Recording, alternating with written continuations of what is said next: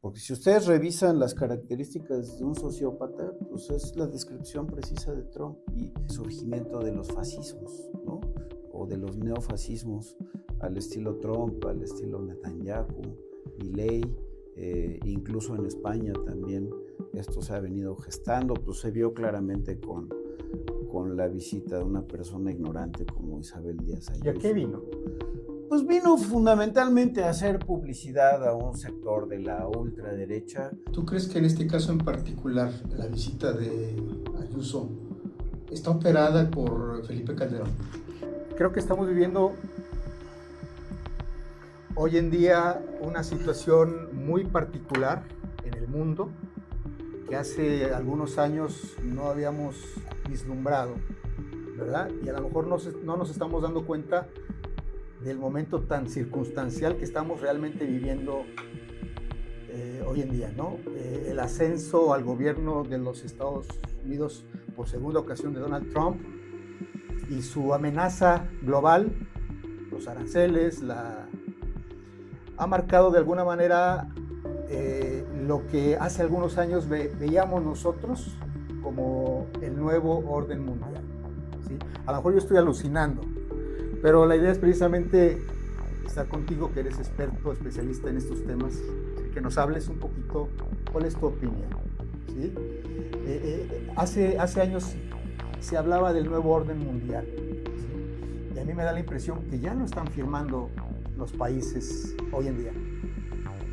Sí, mira, toda esta cuestión del nuevo orden mundial creo que tuvo un sentido bastante publicitario, que tenía que ver sí con la caída del socialismo real y la apertura del libre comercio y pues el asentamiento del neoliberalismo que se vino, digamos, proyectando desde los 70s, pero tuvo capacidades de realización en los 90s, ¿no? Entonces, en el mundo sí se asumieron nuevas ideas de integración comercial mundial, como una especie de modelo único, pero creo que pues llegó a su fin ese modelo.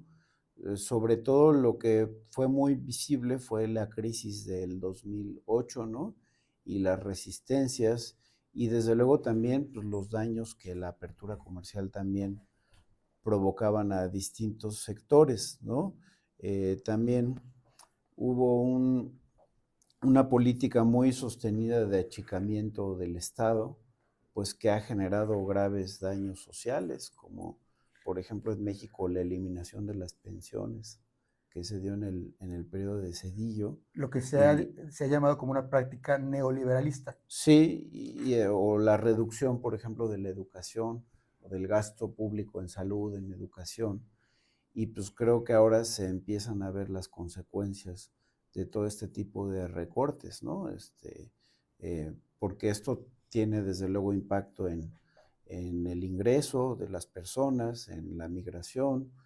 Y otro tema también muy grave, pues es cómo se ha agudizado la crisis climática a niveles terribles, ¿no? O sea, ya se habla de que la hora cero puede ser en 2030, en el sentido de que ningún cambio que se haga va a ser suficiente para evitar el colapso climático. Entonces, pues ya estamos al cuarto para las 12 en esto, ¿no? Y esto coincide, pues, con el debilitamiento de la propuesta política del neoliberalismo, pero el surgimiento de los fascismos, ¿no? O de los neofascismos al estilo Trump, al estilo Netanyahu, Milei, incluso en España también esto se ha venido gestando, pues se vio claramente con la visita de una persona ignorante como Isabel Díaz ¿Y a qué Ayuso. vino? Pues vino fundamentalmente a hacer publicidad a un sector de la ultraderecha con un discurso colonialista que además niega el gran valor histórico y cultural de México. Pues sí, prácticamente vino a hacer publicidad, ¿no? E incluso también en España cayó muy mal todo esto porque, bueno, desde hace décadas Madrid y algunas grandes ciudades se enfrentan fuertes crisis sociales, entonces la gente dice, bueno, pues en vez de andar de tour de ultraderecha, atiende las necesidades sociales de los madrileños, lo cual me parece totalmente legítimo, ¿no? Porque además Claro. pues sí es algo raro que venga un extranjero a hablar mal de un país, pues es como si tú vas a España a descalificar en bloque, sin entender además la diversidad cultural de un extraordinario país como España, ¿no? ¿Tú crees que en este caso en particular la visita de Ayuso está operada por Felipe Calderón? Pues mira, puede ser por toda una red que ha tenido una vinculación orgánica, ¿no? Es muy reconocido, por ejemplo, esa afinidad con el Partido Popular Español, y hay como toda una red de estas vertientes de ultraderecha que además son muy dadas a discursos de odio y de fake news que no necesariamente ayudan a problematizar una cuestión o a un debate democrático, ¿no? Yo no los veo con una propuesta edificante, aún reconociendo las diferencias políticas que puede haber entre distintos actores, ¿no? Volviendo al tema de Donald Trump, ¿tú crees que su política intervencionista con el tema de los aranceles aceleró mucho, aceleró realmente eh, eh, esto que se llama el nuevo orden mundial, es decir, la repartición ya evidente y obvia del planeta en términos económicos? Fíjate que es curioso, pero a veces es interesante. Te lo pregunto por qué, Sí, perdón, te lo pregunto por qué, porque hace unas semanas precisamente Donald Trump viajó a China para entrevistarse y acordar con el presidente. Y una semana después recibió el presidente chino precisamente a Putin. uh-huh. A mí me llama mucho la atención también el orden de estas visitas. Es decir, primero recibe a Donald Trump y después, dependiendo de los acuerdos o desacuerdos que surjan de esa reunión, ya concluyo mi política. Es que mira, yo creo que Trump rompe toda lógica de política exterior, ¿no? En primer lugar, porque pues, es un ignorante, es una persona improvisada. Y te iba a comentar que es curioso ver sus antecedentes biográficos, porque si ustedes revisan las características de un sociópata, pues es la descripción precisa de Trump. Y él es un estafador inmobiliario, o sea, así creció como un estafador inmobiliario. Entonces esto viene a cuenta porque el tema de los aranceles él lo usa como un chantaje, pero Claro. no necesariamente son chantajes sostenibles, porque los otros países también tienen mucha capacidad de contrapeso, ¿no? Y eso se vio desde hace muchos años, cuando se firmó el Tratado de Libre Comercio Canadá-Estados Unidos.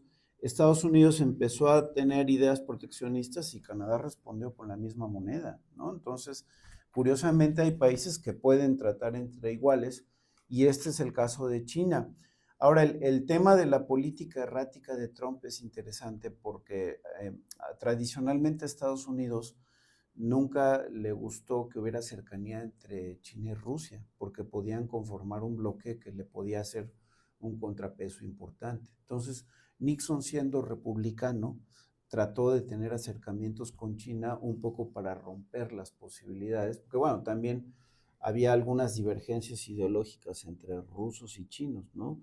Pero la amenaza de Trump puede ser tan grande que pues ahora están juntando estos dos bloques que sí le pueden hacer un contrapeso importante, y tanto Rusia como China son relevantes en el Pérsico, pues, por el abasto de petróleo, gas y distintos minerales, por las rutas comerciales, ¿no? Porque además todo esto pues, establece una ruta hacia el extremo oriente, ¿no? Entonces, meterse ahí es sumamente delicado y yo creo que es insostenible, ¿no? Y eso lo saben también los estrategas militares norteamericanos, ¿no? Pero creo que un conocedor de la política y la seguridad en Estados Unidos, pues claramente aceptaría que Estados Unidos esté en manos de improvisados como Trump, ¿no? Y todo un grupo político, pues de gente fanática que incluso ustedes han visto que Trump hace publicaciones con ribetes religiosos, ¿no? Comparándose incluso con Dios. O sea, es su estatua del monumento que se hizo en Mar-a-Lago, ¿no? Pues tiene muchas características de un estafador inmobiliario. Si te gustó este contenido, te agradeceré le des un like y lo compartas en tus redes sociales para que más personas lo vean.